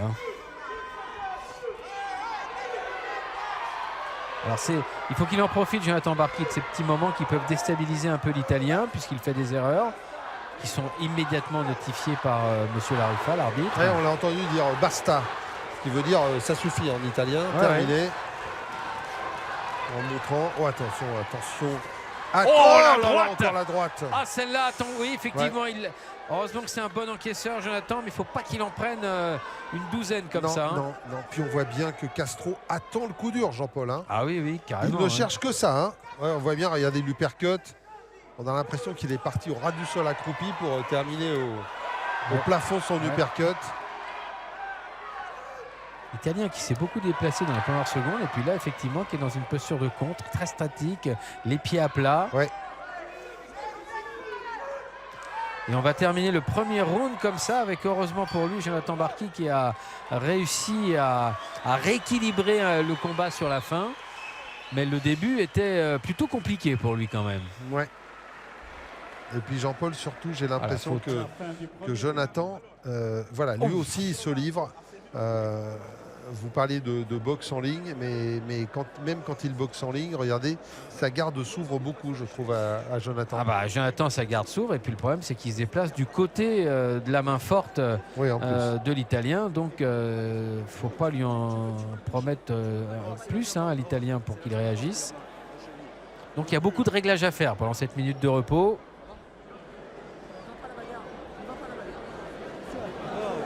T'as vu, t'attends, et c'est là qu'il te touche. C'est ce qu'on te disait, tu mets 2-3 coups, tu t'en vas, 2-3 coups, tu t'en vas.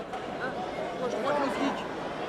Vous êtes comme ça. Ouais, vous êtes kiff-kiff. Gauche-droite, low kick, shoot, jambe intérieure, low kick extérieur. Joe, quand il est. Tu fixes ta jambe avant, continue sur un Continue, les blocs pas. Eh oui, c'est des bons conseils. Ah, c'est exactement l'analyse qu'on peut en retirer de ce premier round. Effectivement, l'Italien attend le coup dur. Et pour Joe, comme l'a appelé François Fontarossa, eh bien, un coup, 2 coups, une action de jambe et on se retire. D'autant qu'on s'aperçoit, Jean-Paul, et on l'a vu lors de la première reprise, et on l'a vu sur cette première action de jambe de Jonathan Barki, l'Italien ne bloque pas. Ouais, et alors là, par contre, ce qui bloque, c'est le jeu. Parce que il saisit encore la jambe et là ça devient... C'est facile, là, le point négatif. Ah ben non, mais c'est pas normal à ce niveau-là de ne pas pouvoir... ou alors il n'est pas préparé. Il n'est pas préparé spécifiquement pour un combat en kickboxing. C'est dommage, c'est dommage. Le blocage, le kick, la même chose en face, 2 fois la même. La droite au corps pour Joe, et non, c'est remonté un peu avec la jambe là au niveau de la Ce qui serait coquille. dommage, Jean-Paul, c'est que ce combat se joue sur les pénalités et pas sur le talent des boxeurs. Ah bah on sait que c'est vraiment le... Voilà. C'est toujours un peu navrant, oui, quand ça arrive, dans n'importe quel sport d'ailleurs. Oui, bien sûr. Voilà, la droite au corps, hop. Ah, et non, c'était pas la coquille. Hein. Ouais, enfin, c'était bien dans la cuisse. Hein, c'est remonté quand même. Hein. C'était dans la cuisse, mais c'est remonté quand même. Alors il a la coquille basse, hein, mais franchement, là, bref. Ouais, ça c'est bien. Ouais. Voilà, ce qu'il a fait là, Jonathan Barki. C'est bien, c'est bien. Il est plus rapide que l'Italien. Oh là là, encore une fois, la jambe saisie. Mais c'est infernal, c'est infernal. Hey, il continue, il continue. Il ne faut pas que ce boxeur évolue en kickboxing. Faut qu'il se fasse de la boxe taille, c'est tout. C'est pas possible. Il a les automatismes ancrés en lui. Il n'est pas du tout formaté pour ça. C'est pas possible. Imaginez une épreuve de natation où dans le 100 mètres brasse, d'un seul coup, il y en a un qui se met à faire du crawl. Vous dira, monsieur, vous n'avez rien à faire ici. Bah, c'est ça. Là, on est dans le même cas de figure. Moins flagrant, mais c'est le même cas de figure. Ouais, bonne droite encore pour Jonathan.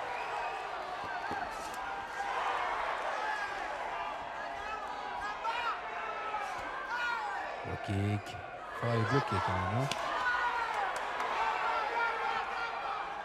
Allez, il faut qu'il en profite, hein, Barki. Parce qu'il est déstabilisé, l'Italien, avec toutes ces remontrances logiques, d'ailleurs, hein, et méritées.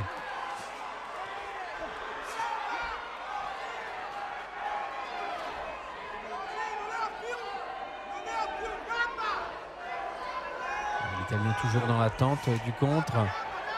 Et on le sent là un peu plus timoré maintenant. Il hésite parce que voilà, il est contrarié dans son style. Mais bon. Il s'est juste trompé de championnat, quoi. Il fallait que ce soit une ceinture en boxe taille pour lui. Oh là là, la frappe avec le protège-dents qui a sauté de la bouche du Français.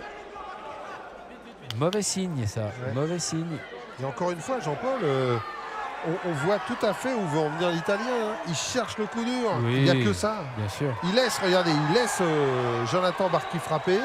Il se protège derrière ses gants et il attend l'ouverture pour lui mettre un vrai gros coup. Et on sait qu'il en a les capacités. Voilà. Bien sûr. Il nous l'a prouvé. Et bien, fin d'une deuxième reprise où le Français donc a réussi quand même, et notamment grâce aux pénalités Oui, mais on l'a vu faire de jolis coups à l'intérieur. Hein. Exactement, exactement. Mais belles combinaisons. je pèse mes mots, c'est-à-dire que ces pénalités. Non, regardez, c'était bien en bas, quoi. Les pénalités bloquent maintenant l'Italien psychologiquement. Il a peur de lâcher sa boxe parce que il est complètement dans les automatismes mouais, quoi.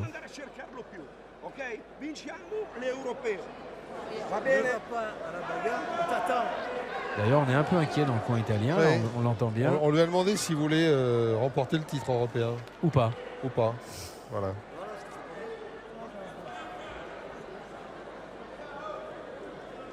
C'est comme ça, comme tu m'as fait là. Un coup, deux coups, un coup, deux coups, 1, 2, 3. Boxe simple, boxe. Allez.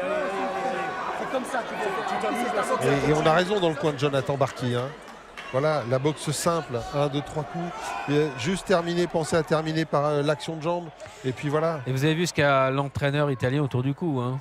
Ça n'a échappé à personne. Un Hong Kong. Donc lui, il venait disputer un championnat de boxe thaï a priori. Hein. Donc là, il y a un petit problème quand même de réglage entre peut-être l'organisation. Ça n'est peut-être qu'un élément décoratif. Alors c'est peut-être son collier décoratif. Allez, enfin, c'est quand même un Hong Kong qui hein, on ne peut pas faire mieux comme attribut oui. du Muay Thai. Hein.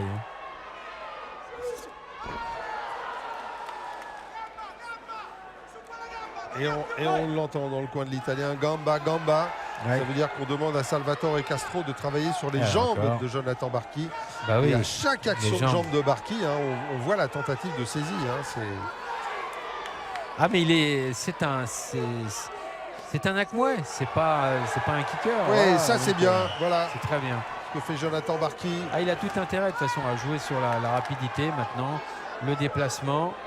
Qu'il n'aille pas trop sur les côtés car il faut se méfier des crochets. Mais ça c'est bien, voilà. In and out, ressortir.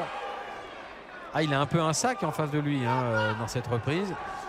Mais un sac qui peut mettre un coup lourd. Alors attention. Ouais, attention à la jambe. Hein.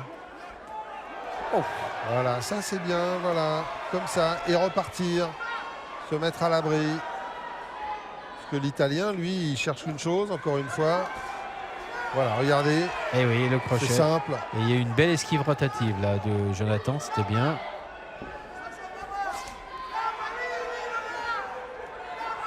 Une minute 30. Allez. La moitié de la reprise.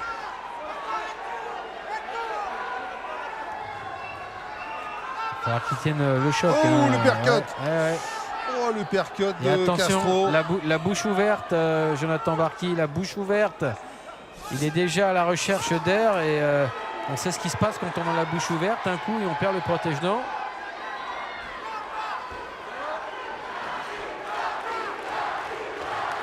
Et vous entendez l'ambiance. Hein. Ah oui. Saint-Maxime derrière Jonathan Barki, évidemment. Oh là! Ouf!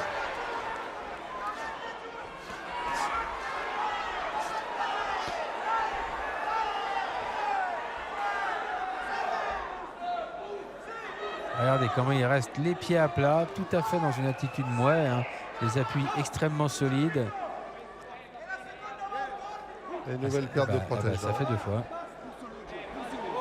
Ça fait deux fois. Et ouais, voilà, il est prévenu hein, par M. Laruffa. Prochaine fois, c'est un point en moins. Eh ouais. Normal. Oh, faut qu'il arrive à se. Oh, le percut encore. Oh là là! Oh, la droite, il a encore failli perdre le protège-dents car il garde la bouche ouverte, Jonathan Barki. Le low kick. Ah, il est malmené là en cette fin de round. Ça n'a pas été simple. Hein. Non. Mais Jean-Paul, je persiste à dire que Jonathan Barki, avec la fatigue, rentre dans une filière qui est celle de l'Italien. Quand il est dans la sienne, avec, comme lui dit son coin, 2-3 coups, hop, et regardez une action de jambe, et je m'en vais. C'est comme ça. Dès qu'il est emmené dans un coin, le long des cordes, eh bien, il est en danger. Il faut absolument qu'il évite ça. Ouais, et ce qu'on a pu remarquer également, Philippe, hein, c'est que le round est véritablement coupé en deux. 1 minute 30 où c'est le Français qui s'exprime justement avec la vitesse, les déplacements. Et ensuite, l'Italien prend le relais en le poursuivant avec des coups très lourds et en le mettant en difficulté. Donc tout ça, ça nous donne un schéma compliqué hein, pour les juges. Et quand vous parliez tout à l'heure de combat qui se jouera peut-être à la pénalité, c'est peut-être bien la vérité. On ne sait pas, on va voir, mais il y a déjà eu beaucoup de pénalités pour l'Italien. Ouais, on a vu l'histoire du protège-dents. Le protège-dents qui tient pas bien. Qui tient pas bien. Enfin bon, voilà, ça fait beaucoup de choses, Jean-Paul, qui sont en dehors du combat, on va dire. Hein. Exactement, exactement.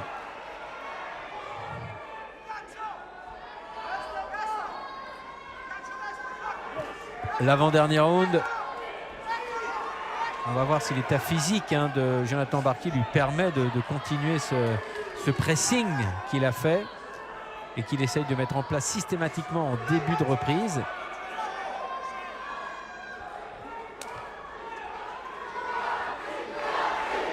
Surtout que Jean-Paul, il a perdu le protège-dents. Ah ouais, mais voilà, non, mais voilà, c'est ce que j'allais vous dire. Pour Barki, l'équation, disons, le problème est simple. Il suffit de bouger, voilà. Et dès qu'il reste collé ou près de l'Italien, il ne va chercher que ça, l'Italien, que ça. Évidemment. Bon, voilà. Eh ben on est à égalité, je crois, au niveau pénalité maintenant. Non, il y en a eu 2 pour l'Italien. Ah, il y en a eu 2, c'est vrai. Il y en a eu 2 pour les saisies. Il y en a eu 2 pour l'Italien. Ouais. Donc 2-1 pour l'instant. Et après, en termes de round, on peut imaginer que le premier round est pour l'Italien, peut-être, mais les 2 autres sont pour Jonathan Barki. En gros, on peut schématiser les choses comme ça. Hein. Donc, bon. Oh là là là là là là.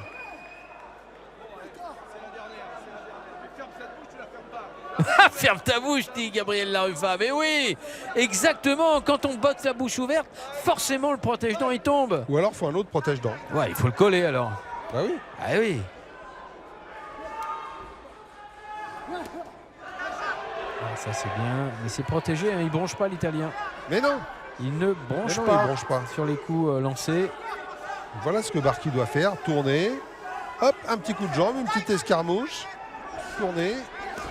Oh, mais par contre, quand lui il est touché un peu plus durement que lui ne touche. Et voilà. Ça aussi, oui. Et ça aussi, ça va jouer. Ça va jouer. Ouais.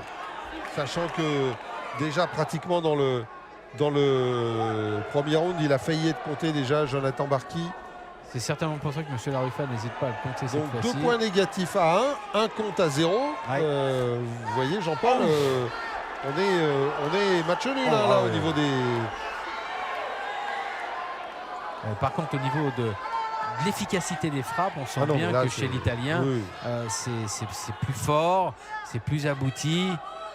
Donc ça aussi, ça peut être retenu par les juges si le combat va jusqu'à son terme. Évidemment, là, il reste une poignée de secondes avant la fin du 4e et ensuite, ce sera le dernier round. Hop, il a failli le reperdre encore le protège-dents, vous avez vu?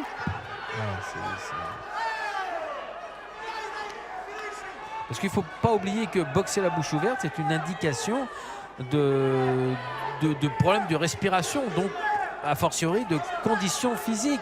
C'est-à-dire que voilà, on est en manque d'air, on ouvre la bouche parce qu'avec le nez ça ne suffit pas. On ouvre la bouche et le protège-dents il tombe sur, sur les coups. Mais Jean-Paul, normalement, si je ne m'abuse, les protège-dents sont faits de telle sorte que lorsque vous les avez dans la bouche, même si vous fermez la bouche, il y a un espace qui est laissé entre les dents pour laisser passer l'air. C'est-à-dire que vous pouvez serrer les dents, mais avoir quand même les lèvres écartées pour pouvoir respirer. Et rappelez-vous, ça avait été un des problèmes de Jean-Marc Mormec lorsqu'il avait perdu face à O'Neil Bale aux États-Unis. Il n'avait pas son protège-dents, il avait été gêné pendant le combat justement à cause de ça. Il avait eu des problèmes de respiration. Voilà. Et c'est ce jour-là qu'on nous avait expliqué ce problème de protège-dents. Voilà. Effectivement. Vous savez que c'est thermomoulé, hein, un protège-dents. Pour peu qu'il ait le même protège-dents depuis un certain temps, que sa mâchoire ait changé, sa dentition ait changé, il y a beaucoup de facteurs qui rentrent en jeu. Parce que normalement, Jean-Paul, on le voit souvent dans les combats de boxe, dans les combats en général, lorsque le boxeur revient dans le coin, il ne peut pas enlever son protège-dents tout seul. Hein. C'est souvent le soigneur qui est obligé de lui enlever le protège-dents parce que justement il est bien calé. Exactement, Hein. et puisque vous évoquez ça, les images souvent dramatiques qu'on voit le boxeur qui a été KO, et le premier geste c'est de lui enlever son protège-dents au sol, et souvent on voit bien que c'est pas évident. Exactement. Effectivement. En tout cas, Jean-Paul, on est parti dans la 5e reprise, Ouais. 5e et dernière reprise. Alors, je ne peux pas trop vous dire où on en est au jeu des pénalités et au jeu des rounds. Ce qui est sûr, Il y en a c'est eu que beaucoup partout. voilà, ce qui est sûr, c'est que les deux boxeurs, finalement, sont probablement pas très loin l'un de l'autre d'une certaine manière.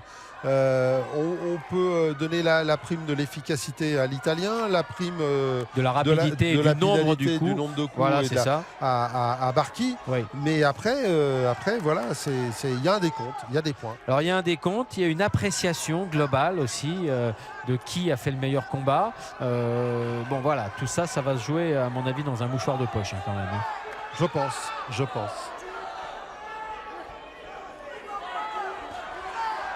Attention. Alors on aurait pu penser que l'Italien serait un petit peu moins virulent sur la fin parce que lui aussi il Pas a du fallu tout. qu'il... Mais pas du tout, tout. voilà, regardez, c'est lui Au qui contraire. est plus présent là. Et puis je sais pas si vous avez remarqué, mais là, il n'y a plus de saisie, il n'y a plus de machin. Ouais, il est bien dans les règles. Hein. C'est ça, il a épuré son style et il est revenu comme il fallait. Un petit peu trop tard quand même. Il aurait fait ça dès le début, ça lui aurait évité bien des déboires. Ah, puis il serait bien en avance. Là, Il serait en avance, il n'aurait pas eu cette forme d'inhibition. On l'a bien vu qu'il boxait plus pareil après toutes ces pénalités. Bref, s'il s'était mis plus dans le règlement, eh ben, il n'en serait pas là. Voilà. Alors, on ne sait pas encore quel va être le résultat. Oh, le crochet gauche. Mais si la ceinture lui échappe, eh bien, ce sera en grande partie pour ne pas avoir respecté le règlement et peut-être même en amont appris le règlement. Enfin, en même temps, Jean-Paul, si le combat échappe à Barki, il pourra remercier son protège-dents aussi. Hein. Oui, non, tout non, à mais fait. Jean-Paul, Non, mais tout à fait. à ce jeu-là. Oui, tout à fait. Tout à fait. Allez, la dernière minute, c'est parti. Parce que honnêtement, Barki qui est beaucoup plus dans quand même le débit. Jean-Paul, c'est la 5e fois qu'il perd son protège-dents. Et franchement, c'est parce que c'est la possible. fin que monsieur Larufa ne fait pas un coup d'éclat. Oui, enfin pas sûr. Hein. Mais oui, si, il va. Il peut pas faire autrement, Jean-Paul. C'est évident. 5 fois dans le combat, une fois par round. C'est énorme, c'est énorme. Enfin, on n'a jamais vu ça, une fois par round. Ah, c'est rarissime. Hein. Mais voilà, le point fort de Barki, c'est 3 coups pour 1. Ouais, mais alors on est à 2 pénalités partout. Ouais. Mais il y a un compte contre Barki. Exactement. Bref, on va pas trop se mouiller hein, parce que là on arrive dans les dernières 30 secondes, ça y est. Oh là là. C'est bon, voilà, un petit peu de récupération, le coup était un peu bas. Enfin, il a pas fait trop de cinéma quand même, l'Italien. Ah non, pas du tout. Mais tout à l'heure, on a quand même vu un low kick sur la cuisse, sous le short. Alors peut-être qu'il a glissé un peu en montant, mais franchement, pas grand-chose. Alors que là, il était bien dans le short. Là, on l'a bien vu. Et je pense qu'on le reverra au ralenti. Bah voilà, regardez, là, il n'y a pas photo. Là c'en est un. Un vrai de vrai. Ah oui, un vrai de vrai, voilà. Et, dommage, hein, juste à la fin en plus. Voilà, bon, alors un combat très difficile, un combat qui, à ce niveau, hein, quand on dispute une ceinture européenne, très honnêtement, on doit connaître le règlement. Hein. Donc là, il y a un problème. Ce sera à la fédération de le régler hein, avec l'Italien. Du côté des Français, il y aura peut-être un petit... Il faudra aller chez le prothésiste. Voilà. Hein Au moment où vous en parlez, on revoit encore l'image. Parce que là, très honnêtement, il y a un souci aussi. C'est absolument pas normal. Tout cela nous amène... comme quoi, il va falloir un verdict, Philippe. Oui, voilà. Écoutez, on va laisser les juges. Alors, on va laisser les juges. Parce que là, on peut perdre le fil avec tout ça. Hein. Ah bah oui, on peut perdre le fil, comme vous dites. Ouais. Donc, on va laisser les juges qui soit par la plus grande efficacité sur les frappes, hein, je dis bien sur les frappes, choisiront l'Italien, on va le savoir soit le rythme pour le Français. Et voilà. Mesdames, messieurs, on écoute.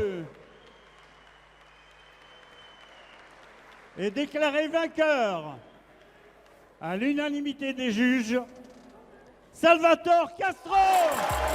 Et ben voilà, l'efficacité, la frappe plus lourde, l'Italien l'emporte. Et puis 2 pénalités de chaque côté. Et plus le knockdown. Plus le knockdown. Voilà.